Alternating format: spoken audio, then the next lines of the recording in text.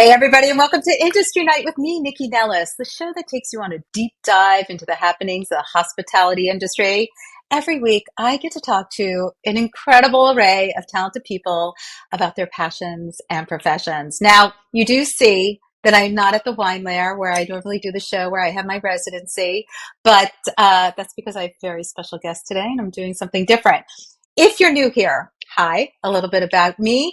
I've been covering the food, beverage, and hospitality scene for the last 20 years through a variety of outlets: print, online, TV, radio, podcast, and social. 20 years of the list, areyouonit.com, the online e-zine that tells you absolutely every restaurant opening, food and wine promotion, and happening in the DC metro area. Sunday, Foodie and the Beast. We are just celebrating 15 years on air, the DC area's only food and wine variety show. It's very exciting. And of course, you follow me on Instagram, Facebook, Threads, Twitter, LinkedIn, YouTube, all the things, all the platforms. That's at NYCCINELLIS. And if you pay attention specifically to my Insta feed, then you know this girl has been traveling for the past month. It's my first show in a month. I've had the incredible good fortune to travel through all these different areas of Italy, a little bit of work, a little bit of play. I was back to Sardinia, which is my first and total love. First time traveling to Como, not my first and total love, but certainly grateful to be there.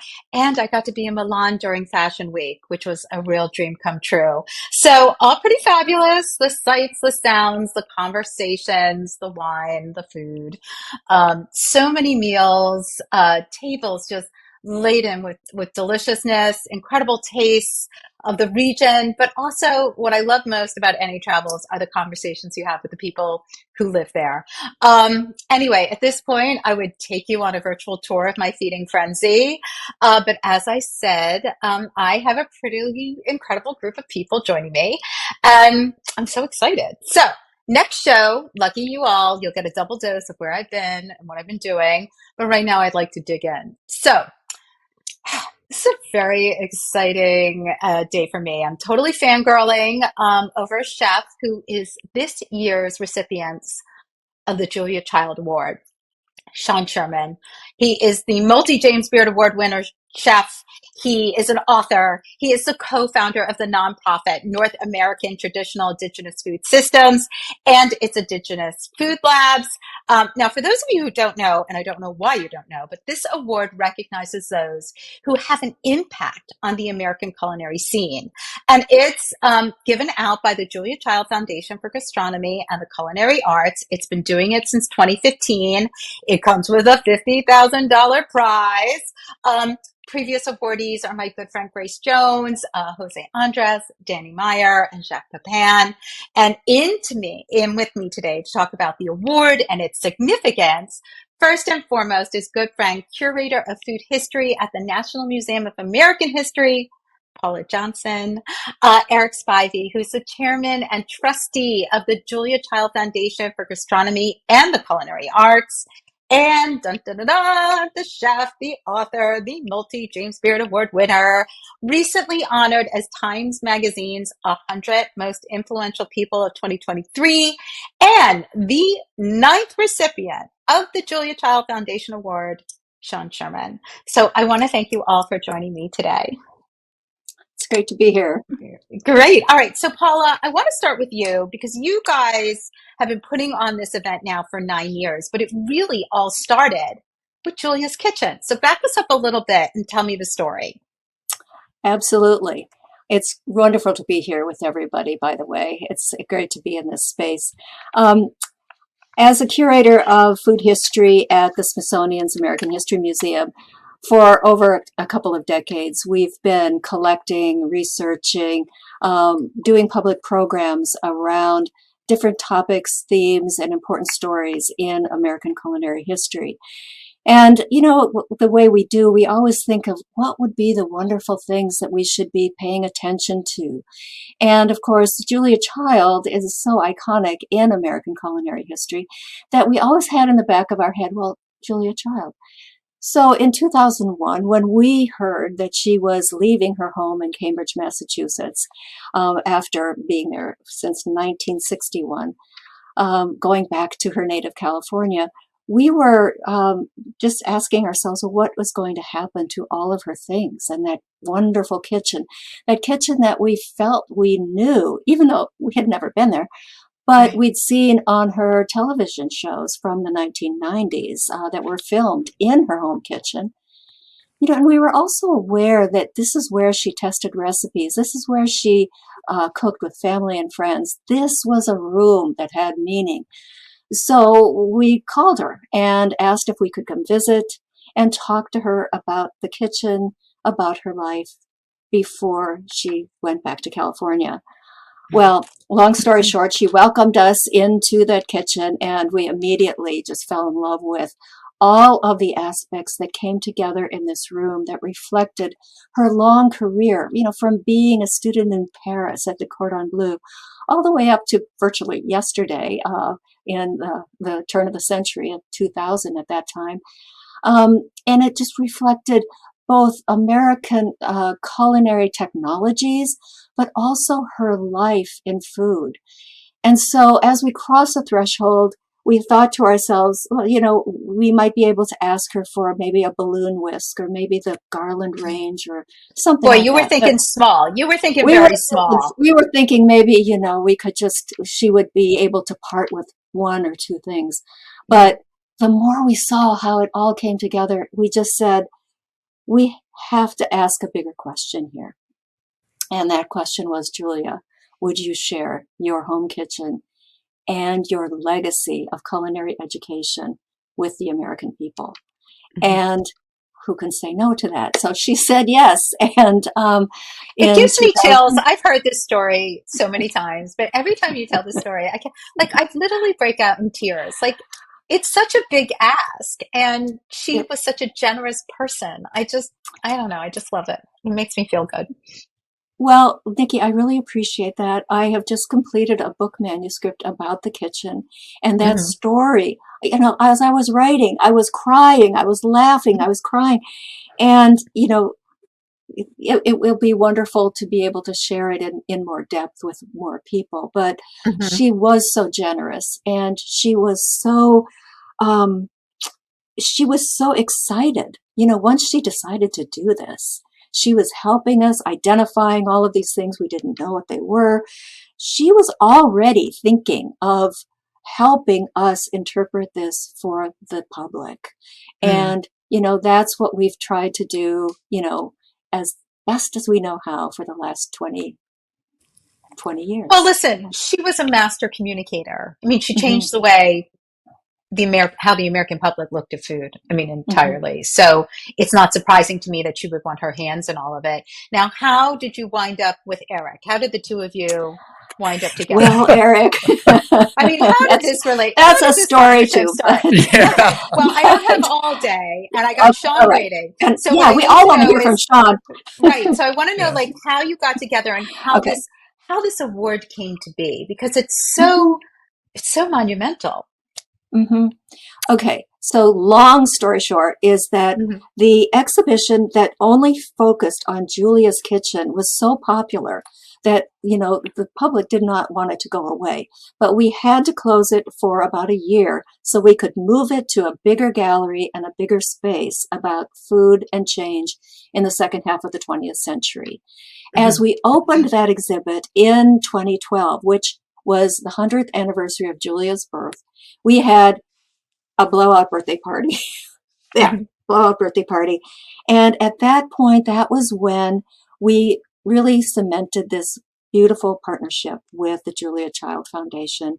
And from there on in, it was this award, and 2015 was the first year that the award was given. So So, Eric, let that's, me bring you in on that. Sure. Let's talk about what it was about the foundation and the idea to give an award to people who are really making an impact on the culinary world. Sure. And thank you for having me, Nycci. And hi, Paul, and hi, Sean. Very excited to tell a little bit more about this. But I first have to start by saying Paula is really been the steward of Julia's Kitchen from the very Mm. beginning. And she had the vision along with others and has just been an amazing partner. throughout this whole journey. But Julia, I'll step back and say Julia's created a foundation in 1995. And it's a long name, the Julia Child Foundation for Gastronomy and the Culinary Arts. I feel like And you should say it in her voice, Eric. I mean, just to be I wish fair, I but I'm not could. going to make you do it. But I feel like Paula does a somebody better should be Julie than I foodie. do. Paula does a better one than I do. But not on air. Yeah. Okay. But I'm the one that shared a birthday with Julie, so I have something over Paula in that respect. She and I both were born on August 15th. But she created this foundation and put $10,000 into it and just left it there. And it didn't become operational until her death in 2004. And what she had left us was that $10,000, the name of the foundation, and upon her death, her rights of personality, so her name and likeness, as well as the future royalties from her books and TV shows. And so from there, it was really up to a small number of us trustees, at the time, 3 people, her lawyer of many, many years, Bill Truslow, her niece, Philadelphia Cousins, and myself. And we really, along with help with a woman named Susie Davidson, started to kind of put together a mission about what was the mission of the Julia Child Foundation, what do we want to achieve. And it took a few years to kind of cement all of that, but we did. And along the way, we were starting to interact with the museum. And then it really sort of, by 2012, we already had an idea in our minds at the foundation that we wanted to create another award that was very unique to the food industry, which was different than the James Beard. And the James Beard Awards are spectacular. They do so many good things. Yeah, but it's apples. It's apples and oranges. But it's very, very different. It's a singular award, sort of designed more like the Pritzker Prize in Architecture. It's a jury that's independent of the foundation. And it is something where one person, or in one year it was 2 people that worked together as a tandem, would be recognized as the Julia Child Award recipient for their impact in the food world. And that's what we have embarked on. And so it took us several years to kind of cement that, and it took us probably 2 years to work with the museum to really bring up the concept of this award, that we would like to do it at the museum nearby Julia's kitchen, but we would like the monies to go to the expansion of the food exhibit there. So not to the foundation, but rather to the Smithsonian's Food History Project. And that's really where we started. We embarked on that. It took a whole lot of people from the museum. We call them Team Julia from our perspective, and people from the foundation. And we granted the first award to Jacques Pepin in, I think, the first Tuesday in November in 2015. And since that time, every year in the fall, we have granted an award to an individual. And along with that comes a $50,000 donation.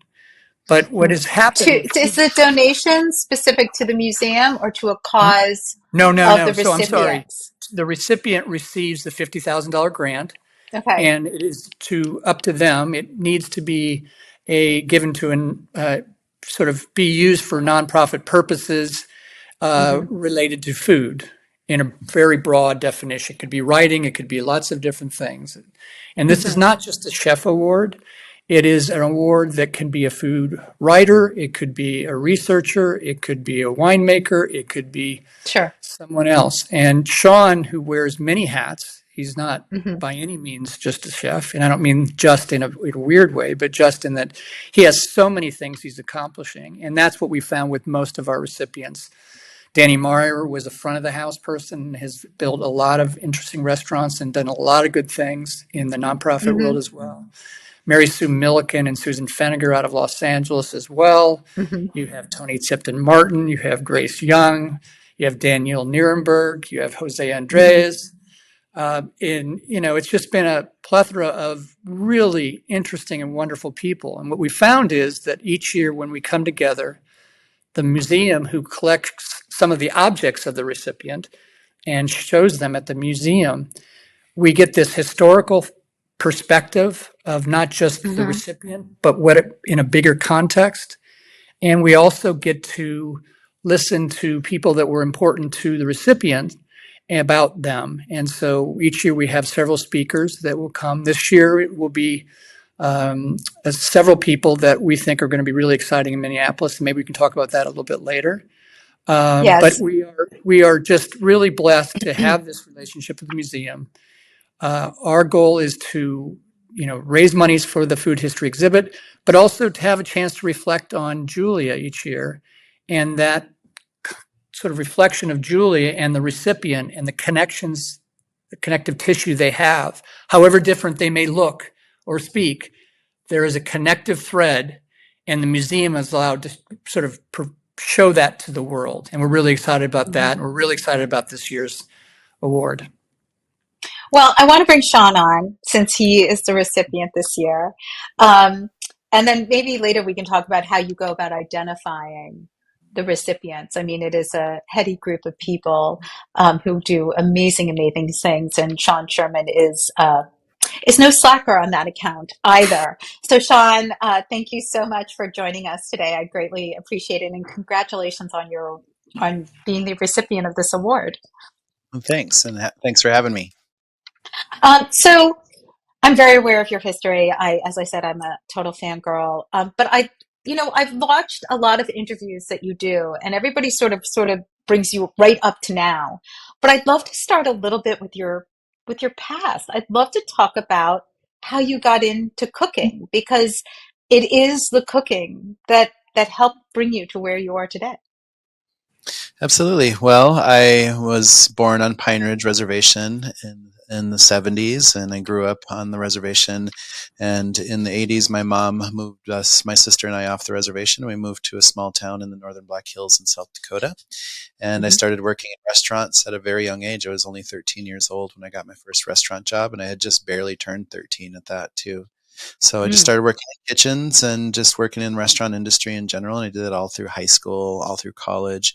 But And when you after were working in the kitchens, were you in food or were you like dishwasher? Like, where'd they throw you a 13-year-old? I was doing a lot of salad prep. I was doing some Okay. bussing. I was doing some dish work. But I moved my way up onto the line pretty quickly. So when I was Hmm. 14, I was on the line, and I just did that. I Wow. remember working at a steakhouse in Deadwood, South Dakota, which is a little touristy area, and Hmm. working at a casino where we had a $4.95 filet mignon special. And I was the only cook, so it was myself, a dishwasher who was younger than me, and we were just doing like 500 steaks a night, and I would have to cut up and clean every single like tenderloin ahead of time. So it made me move fast, taught me how to move fast. I bet. I bet. And then was there an introduction at that point for you to, uh, as you moved up through the kitchens, was there something when it went from just cooking, like, burning and churning, getting it out to serve the people, to like passion? What was that aha moment for you? Yeah, so I moved to Minneapolis with the intention of going into arts, because there was a wonderful art school here called MCAD in Hmm. Minneapolis that I wanted to go to, and at that time I didn't have the means, I couldn't afford it, so I continued working in restaurants. But I found my passion with art in food. I found that you can do a lot of really interesting statements with food. So I started practicing doing a lot of the wine dinners and coming up with really creative menus and concepts, and just learning a lot, and I didn't have a background education in culinary per se, except for I just been in it the whole time. So Hmm. I got my education by reading lots of books, and just looking at what other people were doing, and also that when I did get the opportunity to travel, whether it's to Europe or someplace around wherever, I just really focused on trying to understand the differences in food in those areas. So I was very self-taught, basically, when it came down to it, because I became a very young chef probably before I was ready for it, and I just had to Hmm. learn. So it was a long road, but it's been fulfilling. I bet. But then, can we just get a little bit of a timeline of how you went from cooking cooking how others thought maybe you should be cooking, to being like, no, I want to feed people how I want to feed people. When did that happen for you? So I would say that, I started on some of the philosophies that I still carry today early on by like trying to cut out a lot of the big box trucks and learn how to make everything from scratch, no matter what we're making, and just buying everything as local as possible. So I got to experiment that with a few jobs early on, and wasn't until I kind of burned out a little bit, because chef jobs are very demanding, and Mhm. after a very particular demanding chef job, I just grabbed a backpack and a guitar and I moved down to a beach in Mexico, and I lived on the west coast in the state of Nayarit. And I just sat Hmm. there and contemplated life and tried to figure out what I was wanting to do next, and ate a lot of tacos and read a lot of books. And as I was down there, I became really interested in the indigenous community there, which was the Huicholes. And so I started researching a lot about them. And for me, something just connected, and I just had kind of an epiphany moment, because I realized that these indigenous peoples down there we had so much commonality of what I grew up with in my community and with my family on Pine Ridge, being around Lakota people. And I saw a lot of similarities and commonalities with some of the dress, some of the art, some of the storytelling, some of the ceremonies. And it got me thinking of just like, wow, I'd been studying food from all over the world, as you do in chefs and as chefs in restaurants, and a heavy influence of European foods, of course. And I realized that I didn't really know anything about my own Lakota ancestry. I could really think of Mm. maybe 3 or 4 recipes off the top of my head that hadn't been influenced. And as I did a quick scan just to see what was out there on Native American foods, realizing there was nothing. There was a complete invisibility of indigenous peoples in the culinary world. There were no native restaurants. There were very few books on the subject, and nothing what I was really looking for that explained to me what my ancestors were eating, what was their knowledge of plants around us, which parts of plants, what kind of just everything. Like, where did we get salts and fats and sugars? What were food preservation methods, cooking methods? So it set me on a path to understand all of that. And that's basically what I did. So I spent a few years just researching, and I moved from Mexico to Montana, where I lived right on the edge of the mountains in southern Montana, kind of not too far from where Yellowstone is. So southern Montana. And I spent a lot of time outdoors in the Beartooth Mountains and on the plains there, and just really kind of connecting with the nature and really trying to understand how we can utilize plants, and looking at it from an indigenous perspective of trying to see, like, when do we harvest, which parts do we harvest, how do we harvest, and which parts are we using, and how do we cook it, how do we utilize it, and just practicing, and then developing a philosophy, researching a lot of history. A lot of this work just became an understanding of what happened to us as indigenous peoples in American history, and just looking at American colonialism in general and defining what that means and how that affected us. And also helped me look at indigenous peoples all over the world who have also been affected by forms of colonialism, and have lost a lot of culture and language and land, and you name it. So this whole thing became something just much larger than myself. So these awards are amazing, but I just feel like it just helps me have a bigger platform to talk about some of these really pressing issues that we should really be aware of how indigenous peoples were treated, but also the value that indigenous people still hold today, because we have such a deep, close relationship to the world around us, the plants around us. And we have so much more plant diversity in our diet than the Western diets ever brought in to anything. And we should just be really have a much deeper understanding. So this opens up a lot of doors, and I'm just really excited and super honored to be able to be the recipient of this award this year. Well, I agree with you. Listen, being the recipient of any award is very exciting, and you've certainly had a couple, and this one is amazing.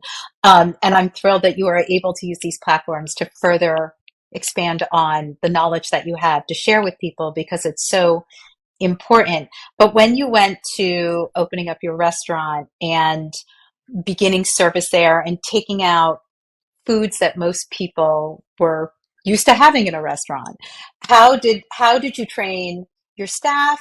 How did you train the diner? How did you educate the diner to understand the narrative that you were sharing? Well, I feel like our front of the house really carries a lot of that weight of being able to answer the Mhm. questions, because, the philosophy that we set was, by showcasing indigenous foods, we removed colonial ingredients of things that were introduced here. So we took away basic things that you see everywhere, like dairy and wheat flour and cane sugar, and beef and pork and chicken, and started Mhm. focusing on alternative protein choices. So lots of things like venison and bison and rabbit and elk and ducks and quails and turkeys and geese and all sorts of freshwater lake fish. But also, if we're doing recipes that feature the coastal regions, like featuring foods that are there, like sea mammals and mollusks and whatever else is out there. So there's so much amazing foods across North America and so much diversity. And, we just really wanted to create recipes that really kind of showcase a time and a place and a region. So we tried to make foods make sense to the region that they're coming from. So if we're cooking something that represented our area around Minnesota, like we might have walleye and wild rice and blueberries and rose hips and white cedar or balsam fir or something, and things that you could just like stand on an edge of a lake and just look around at the forest and identify all those ingredients around you, and being able to put those together to create something that really tells a story on the plate. And we do that with all sorts of regions, whether it's the Southwest or the Northeast or the Pacific Northwest or Alaska or Mexico, and because there's so much indigeneity out there to explore, and we're just trying to set the tone for that. And our front of the house is really well trained and really well educated about every menu that we come up with, because we change every quarterly. We try to change with the solstice and equinoxes. And then so every new menu, we just put a lot of effort into teaching them about any of the new foods that are there. But we have a wonderful staff who's able to answer all sorts of amazing questions that people come up with. I'm sure there are lots of interesting questions, but I would hope that most of the people who are coming in, it's a more educated diner out there now, and they are excited about opening up their minds and their palates as well. I am sort of curious, though, with the kind of cuisine that you are putting out there, and sort of the access you have to other communities. Um, I guess my question sort of is like, how do you work with through your nonprofit, NATIFS? How does that get utilized through your restaurant, through your cookbook, through your platforms? Like, what are some of the important things that you were working on out there? Yeah, so the nonprofit's our biggest piece of work. So the nonprofit is Hmm. NATIFS, or NATIFS, which is North American Traditional Indigenous Food Systems, the acronym. And under Natives, we built a model called Indigenous Food Lab, which we have active in Minneapolis right now. So it's got a native market space so people can find a place to come and purchase native food products from native food producers. And we have over 60 producers in the market right now. And we also have a small lunch counter so people can grab some light lunch that's affordable right there too. And we have a classroom structure to teach about all facets of everything Indigenous when it comes to education and curriculum. So we just look at education through the Indigenous lens, and we're able to come up with all sorts of things to teach. So it could be a study of language, culinary, food preservation, medicines, wild plant identification, seed saving, soil management, star knowledge, crafting, anything. So Hmm. anything that was thousands of generations of knowledge that should have been handed down to me as an Indigenous person in an Indigenous community, we want to start to resteward that and bring that back and to just put it out there. So every class that we do and every video, everything gets turned into a video, and everything will be going online. And we're just going to be creating a gigantic archive of Indigenous focused education bits for people to access. And then our real goal is just to be a regional center point to help tribal communities and tribal entrepreneurs, Indigenous entrepreneurs, develop healthy Indigenous food operations. So we want to be a place where we can train and develop other people in the culinary world to do this work directly on reservations where this work is really needed, and to create that food access out there, and also utilizing the market space to set up smaller markets or replicas of the market just to get food access into those communities and set up distribution points. And the restaurant is actually a part of our nonprofit, even though it's a for-profit owned entity. It's owned by the Hmm. nonprofit. And that enables us to do a lot more things with the restaurant, because we're using the restaurant as a tool. We're using a restaurant as a place that creates a lot of jobs, and especially with a focus of hiring with Indigenous peoples, because we have 120 employees there and probably 70% of us identify as Indigenous. And it just moves an immense amount of Indigenous food product through it too. And it creates a place where we can really make a statement of what are modern Indigenous foods, and a place where we can be really creative to showcase to the world what's possible with modern creative indigeneity moving forward in the food world.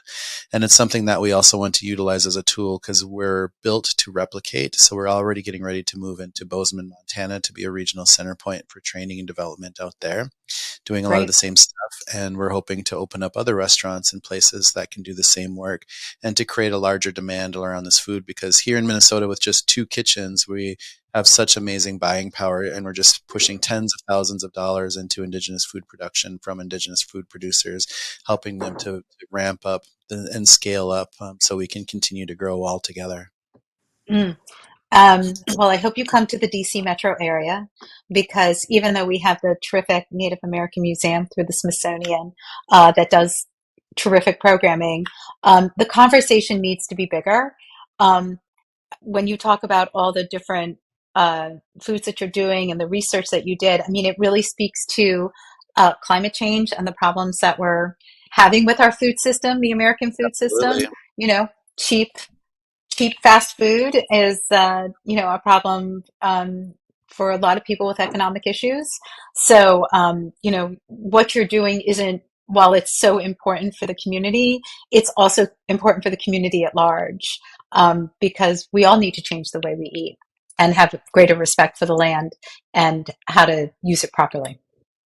Absolutely. And I think that having a better understanding of how Indigenous peoples have been so close to the world around us, have a deeper Mhm. understanding of the plants outside our window and how we can utilize that in our diets, and how why we should be having environmental protections, and why we Mhm. should be protecting that instead of just continue on with some of the values that colonialism brought. So when we're using terms like decolonization, it's not wanting to pretend colonization didn't happen. It's more about understanding the values that colonization brought, which was just kind of wanton destruction of environment and making a very small group of people extremely rich while exploiting a lot of others and removing a lot of people and destroying a lot of culture. And we need to push back against that. We need to have stronger environmental protections. Like I said, we need to be protecting cultural diversities instead of trying to homogenize them.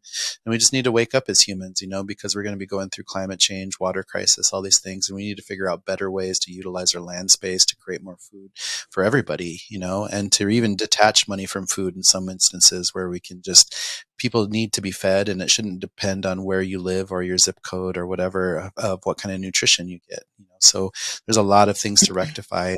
We're hoping that this work can be really impactful for not only our community around us, but for many communities as we grow. And we're hoping that eventually we cross colonial borders. We can be up in Canada, down in Mexico, South America, Africa, India, Southeast Asia, Australia, New Zealand, wherever. We just want to keep growing and developing and showcasing ways to protect Indigenous peoples, Indigenous cultures, and to make us stronger as humans in general. Well, I think at the end of the day, it's all about respecting each other, right? Yeah, Um, absolutely.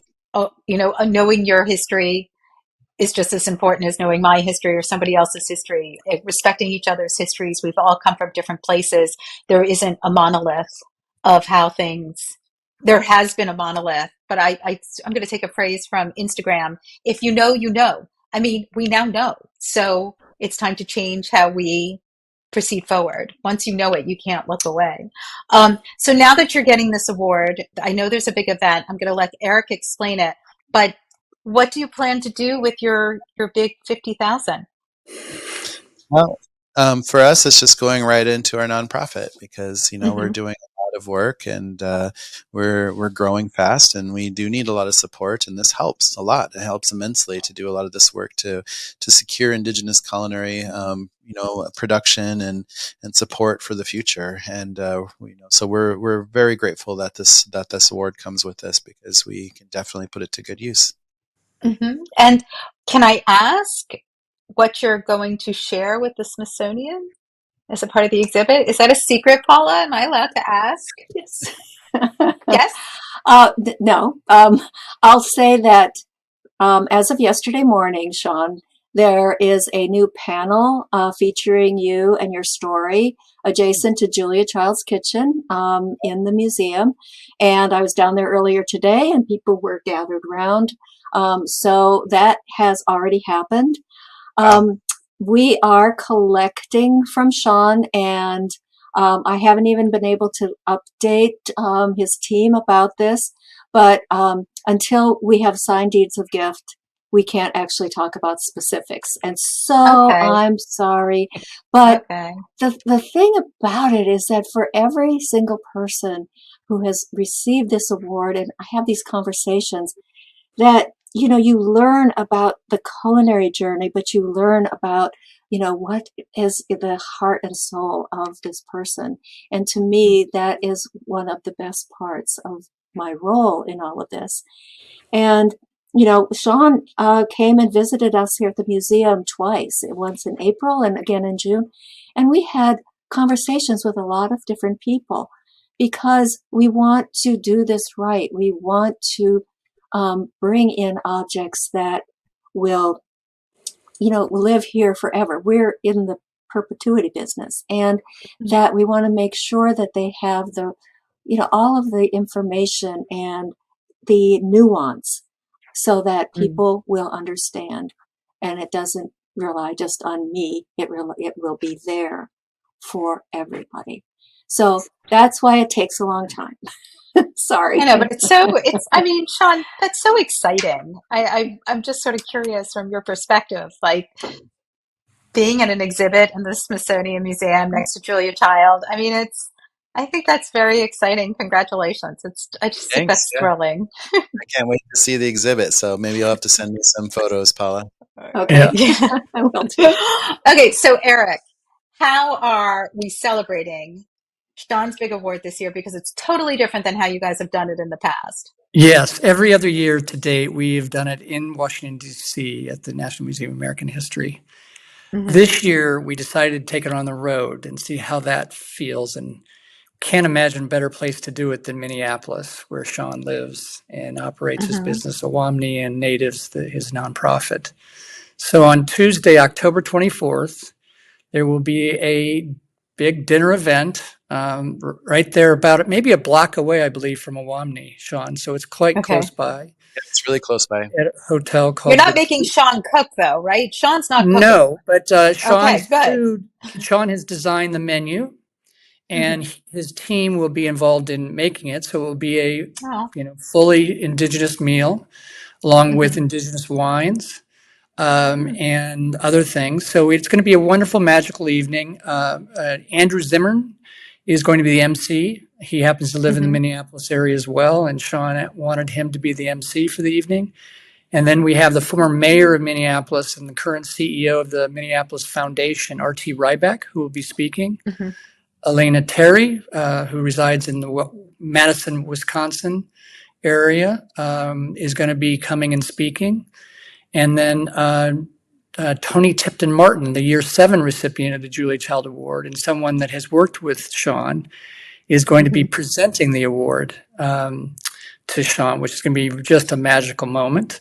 The other speakers will be myself and Anthea Hardig, who's the director of the museum. But the most important speaker that evening is going to be Sean. And so we kind of build up through the evening to get historical perspectives about Sean and where he came from. There'll be little biography, sort of 3 to 4 minute film on his background. These people will be able to talk about Sean, but then Sean gets to talk about Sean and what he has, arrived at this moment in terms of accomplishing. Not certainly just the Julia Child Award, so much more than that. But we're thrilled to be a little bit a part of that, to sort of give him the exposure, added exposure. Not that he needs that much added exposure. Time 100 seems pretty good exposure, but it really is one of those warm, just intimate affairs. Each year it has been, and this year I can just tell it's going to be as well, which is just getting people together. There's no paddle raising or other things like that. There is just, it's all about Sean, a moment to reflect about Julia, and then about the historical perspective of all of this. And the museum plays such an active role in that. So we're really excited. I'm not sure when this is airing, but if anybody hears this before October 24th, you can certainly try to find your way there. If not, there is going to be something a week and a half, 2 weeks later at the museum in Washington, D.C., where Paula could describe it. But there'll be a full weekend of things that will kind of be consistent with some of the things that we're going to be talking about at the event in Minneapolis. Yeah, Paula, do you want to tell us about that quickly? And then Sean, I'll wrap up with you before we say goodbye. But can you tell us quickly about because you guys do this every year, tell us about the event November 3rd and 4th.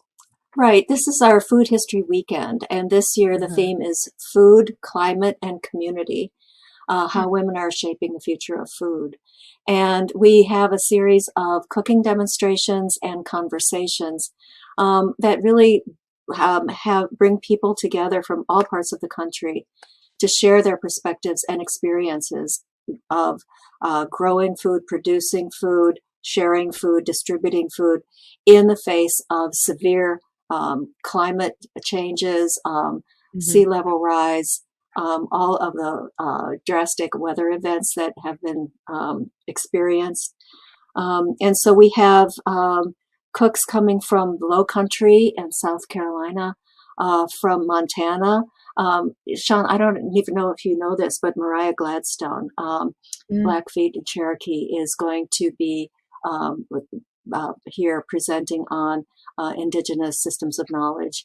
And of course, that Mm-hmm. reflects very much what you shared with the audience in 2018 when you were on the stage. And, she We is actually just we just hired Mariah too. really, oh my Oh, gosh, she's fantastic. I can't wait to have her here. Yeah, And she's she's one of the people, everywhere we go, we find people who've been inspired by you. And I have to mhm. say that reminds me a lot of Julia, because Mm. everywhere I go, people tell me how Julia inspired them. So, Sean, I'm so glad to hear that. And just rest assured, we're going to be carrying forward some of the themes that are so important to you into our food history weekend, even great. though your dance card was full and you're somewhere else on that weekend. But I so know. be it. Mariah will be here along with many other wonderful people in conversation. Great. So, Sean, on that point, aside from this amazing event, where can people sort of keep track of what you're doing, what's coming up for you, any other big things that we can sort of let people know about, and how they can sort of follow you either on Instagram or support you or tell us more? I think one easy way is just going to my own personal website, which is seansherman.com, and there's just a lot of Hmm. information there that kind of goes to all the different pieces. And natives.org, you can find us. You can find us all over Instagram with Natives, with the sous chef, with Awamini, the restaurant, Hmm. with the Indigenous Food Lab. So we've created a lot of brands over the past few years, but there's a lot Right. of stuff to follow. But people can find me. I'm at the underscore Sue underscore chef on Instagram, and Hmm. people can find me pretty simple. But there's a lot of adventures. I travel around a lot. I do a lot of speaking engagements. I do a lot of cooking engagements, a lot of conferences, and just happy to get the word out there. And I'm looking forward to meeting up with this team at the end of the month to have this big award. Yeah. Absolutely. Well, Yep. congratulations on the award. It is so exciting. Eric, tell everybody, please, where they can find you and stay in touch with the foundation and keep in touch with everything you all are Sure. doing. Sure. Yeah. On Instagram, it's Julie Child Foundation. Very Hmm. easy. It's the juliechildfoundation.org is the website. There's also a juliechildaward.com, which can give you all the information about Sean, about the past recipients. And just to note, on a little bit less than about a year from now, on Hmm. Thursday, October 17th, 2024, in Oh, Washington, right. D.C., Mark your calendars. This is the alert. because Mark if your anyone wants to calendars. see Sean in person in I DC do. area, it's very easy because he will be there attending as one of all of the past recipients of the Julia Child Award. So on that evening, Thursday, October 17th, 2024, at the museum, we will celebrate all the past recipients who will be on the stage together, starting with Jacques Pepin and working all the way through to Sean Sherman, the year 9, and the year 10 recipient, who we don't know is yet, who will be cited by the Hmm. award jury next year. So that will be a time for people to meet Sean in person if they would like. Put that on their calendars. Absolutely. I mean, unless, of course, you want to go visit him, which I feel like everybody should totally do, make a pilgrimage and go see Sure. and eat and Absolutely. do all the things. All right, Paula, obviously, Mhm. I keep everything on the website so people have access to everything you all are doing, but please tell us where they can find it if they don't want to use me. Right. For Food History Weekend, and um, it's actually quite a big program, and I didn't do it justice when I just talked a little bit here. But um, it's really Food History Weekend, Smithsonian 2023. I don't have it right in front of me, the Okay. exact link. Sorry, I'm madly trying to an it, but you should be able to see. There's an Eventbrite site, and you can register. It's all free except for an evening program on November 3rd, which is last call, and it's about brewing and climate change. And Excellent. so, yeah, yeah. So Great. there's a lot of information on the website. Yeah. Great. And everything, all the events, everything is on the list, or youwantit.com. Everybody can find everything you heard here today there. I want to thank all my guests for joining me today. It's such a monumentous award and occasion. So Sean, congratulations. Eric and Thank you. Paula, thank you both for joining me today. A quick shout out to all the people listening today. Thank you so much for joining me. Don't forget to check us out on YouTube. Follow me on Insta at NYCCINELLIS. I'm eating all the delicious things, and you should be too. So if you don't know about these programs, like I said earlier, if you know, you know, and now you know. So make some changes in your life. Thanks for joining me, and everybody have a delicious week.